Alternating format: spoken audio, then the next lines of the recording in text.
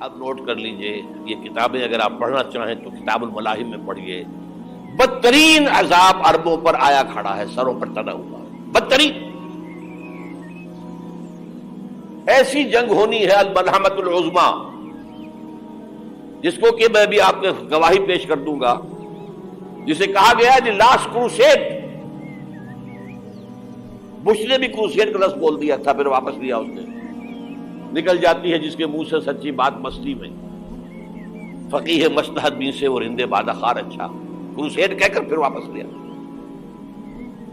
یہ کروسیڈ، اس کے اوپر جس قدر نقصان ہونا ہے عربوں کا. گریٹر اسرائیل بنے گا، یہ عراق، شام، اردن، سعودی عرب کا کچھ شمالی علاقہ، ترکی کا جنوبی علاقہ، مصر کا صحرائے سینا، اور اس کے ساتھ ہی جو بہترین اس کا زرخیز ترین علاقہ ڈیلٹا آف نائل، یہ سب یہودیوں کے قبضے میں جائے گا. اس کو حدیث میں کہا گیا الملحمۃ العظمیٰ. عیسائی 80 علم لے کر اے مسلمانوں تم پر حملہ آور ہوں گے، اور ہر علم کے نیچے 12,000 فوج، 9.5 لاکھ فوج. یہ نیٹو کی تیاری کس کے لیے ہو رہی ہے؟ جب یو ایس ایس آر کا خاتمہ ہوا تو پوچھا گیا تھا نیٹو چیف سے، اب کس لیے؟ تمہارا وہ دشمن تو ختم ہو گیا، اب ہمیں اسلامک فنڈامنٹلزم سے نمٹنا ہے. جانتے ہیں خطرہ یہی ہے. اب اسلام ابھر سکتا ہے، مسلمانوں کے سینوں کے اندر وہ آگ ہے، اوپر خاکستر آ گیا ہے، تو پھر اٹھانا بیٹھنا، یہ اندر تو انگارہ ہے، اوپر سے راکھ ہے، اس سے دھوکہ نہ کھا جانا ان کے دلوں کے اندر. اور بش نے کہا تھا مسلمان چاہتے ہیں کہ ہسپانیہ سے لے کر انڈونیشیا تک نظام خلافت قائم کریں. اور میں حیران ہوا تھا کہ اس کمبخت کو ہسپانیہ کا خیال کیسے آ گیا. ہمیں تو کبھی آتا ہی نہیں، ہم تو بھول گئے. وہ تو 500 برس پرانی بات ہے، جبکہ وہاں سے ہمیں نکال دیا گیا تھا. اگرچہ اقبال نے کہا تھا ہے ارض فلسطین پہ یہودی کا اگر حق، ہسپانیہ پر حق نہیں کیوں اہل عرب کا. ہسپانیہ میں تو 800 سال حکومت کی مسلمانوں نے، اور ابھی 500 برس سے گزرے ہیں نا. یہودی تو ارض مقدس سے 2000 سال نکالے گئے.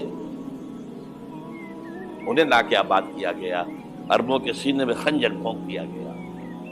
وہ چھوٹا سا ملک جو چاہتا کرتا، کوئی پوچھنے والا نہیں. امریکہ جیسے اپنے بیٹے کی حفاظت کرے ویسے کرتا اس.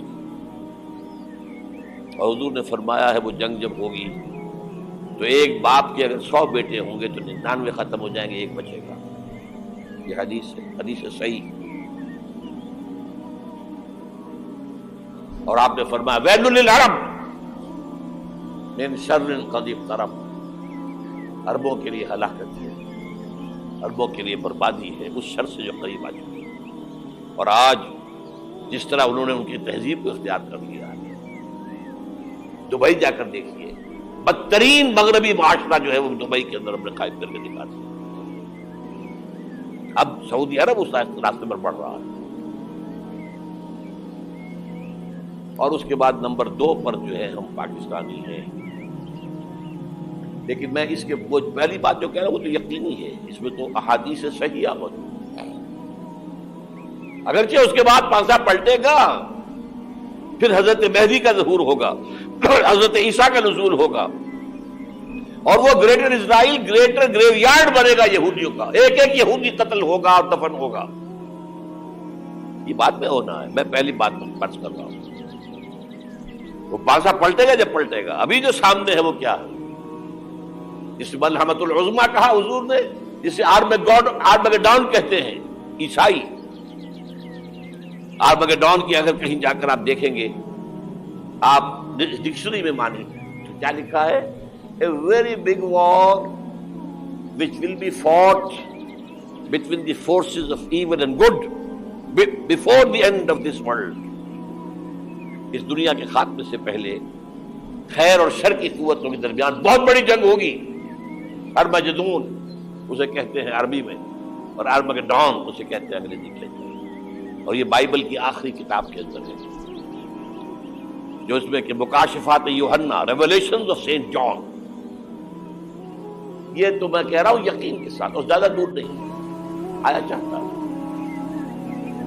اس لیے کہ یہودیوں کا اور عیسائی جو کنزرویٹوز تھے، نیو کنزرویٹوز، ان کا 5 نکاتی ایجنڈا ہے متفق علیہ، جس کے تحت یہ جنگ صلیبی شروع کی گئی.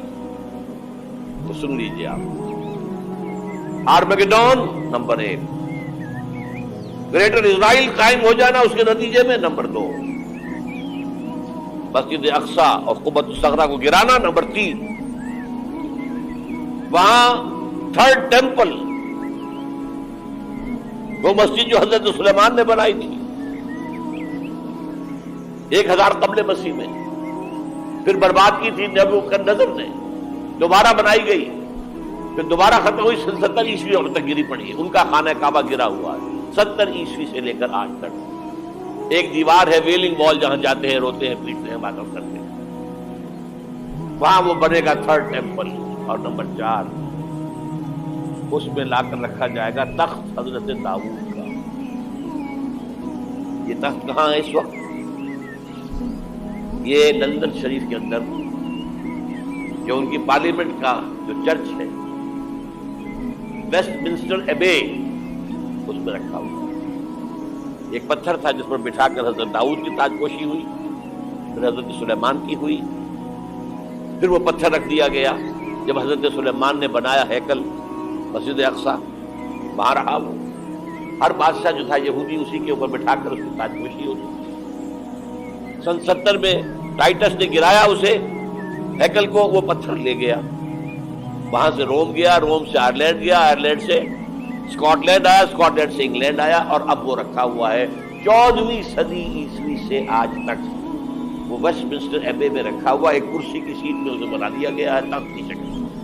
اب انگریزوں میں کوئی ملکہ ہو، کوئی بادشاہ ہو جس کی بھی تاج پوشی ہونی اس میں ہو.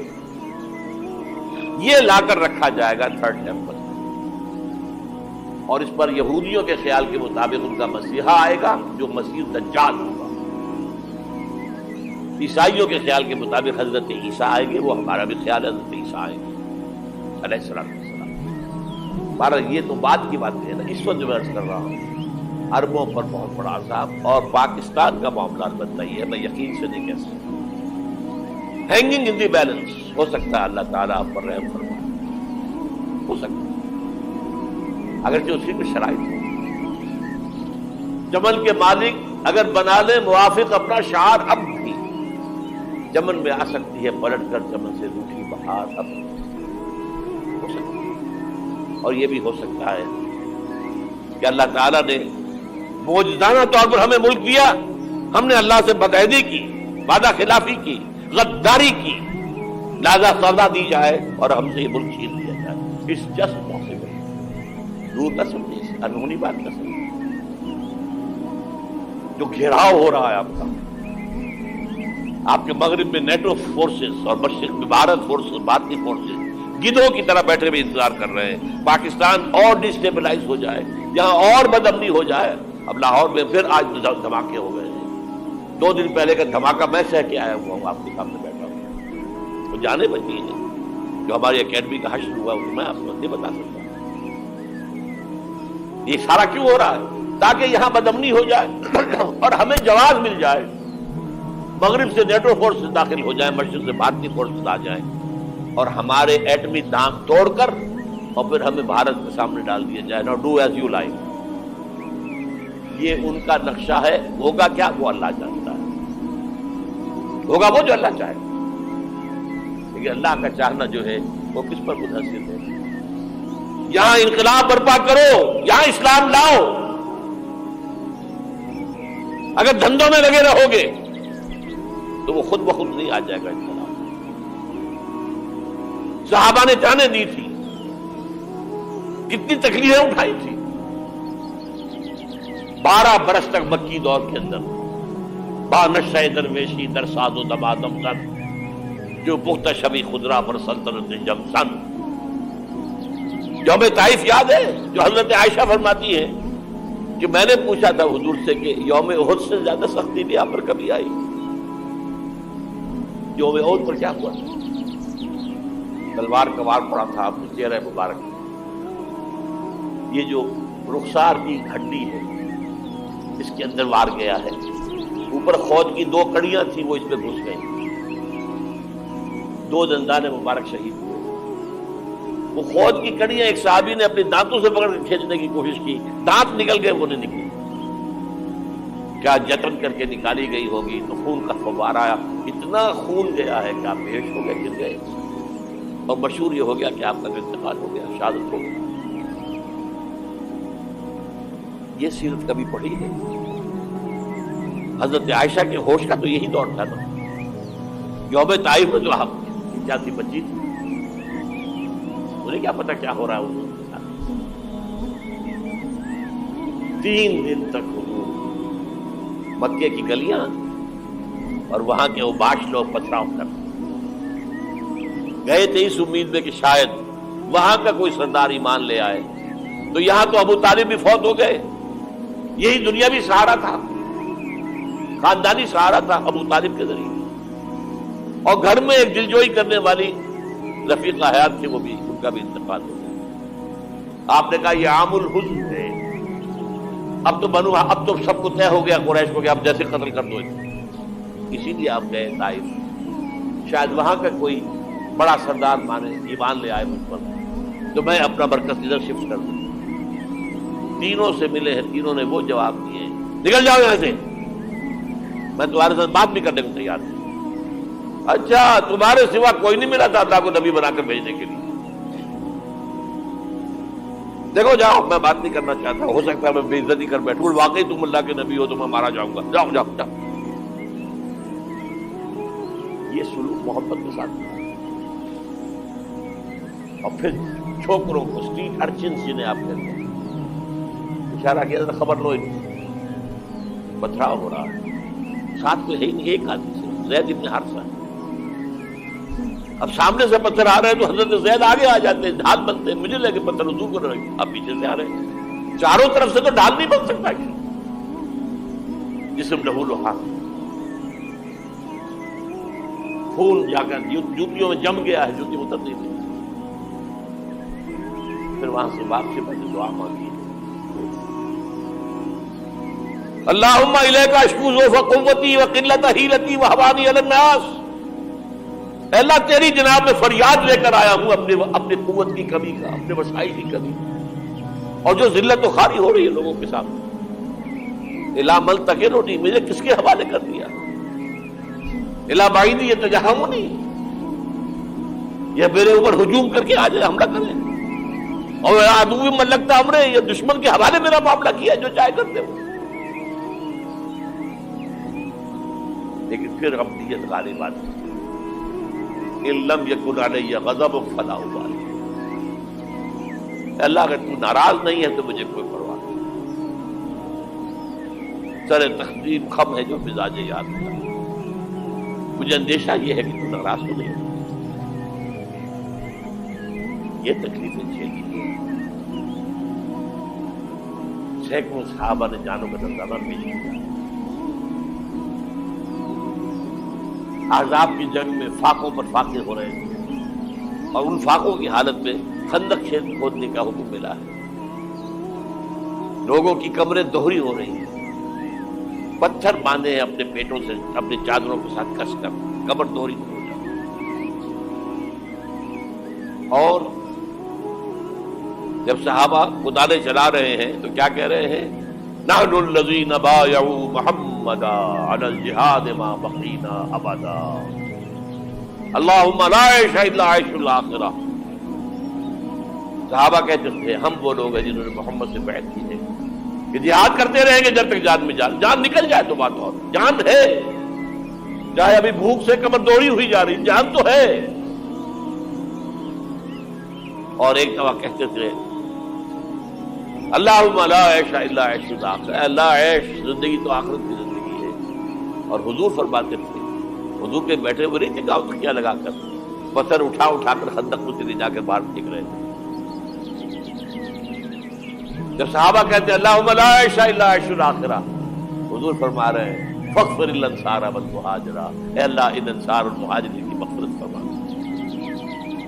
پھر حضور کی خدمت میں کچھ لوگ آئے، حضور اب یہ فاقہ ناقہ میں برداشت ہو گیا، دیکھیے ہم نے یہ پتھر باندھے ہوئے۔ حضور نے کرتا اٹھا کر دکھایا، وہاں 2 پتھر ہوتے ہیں۔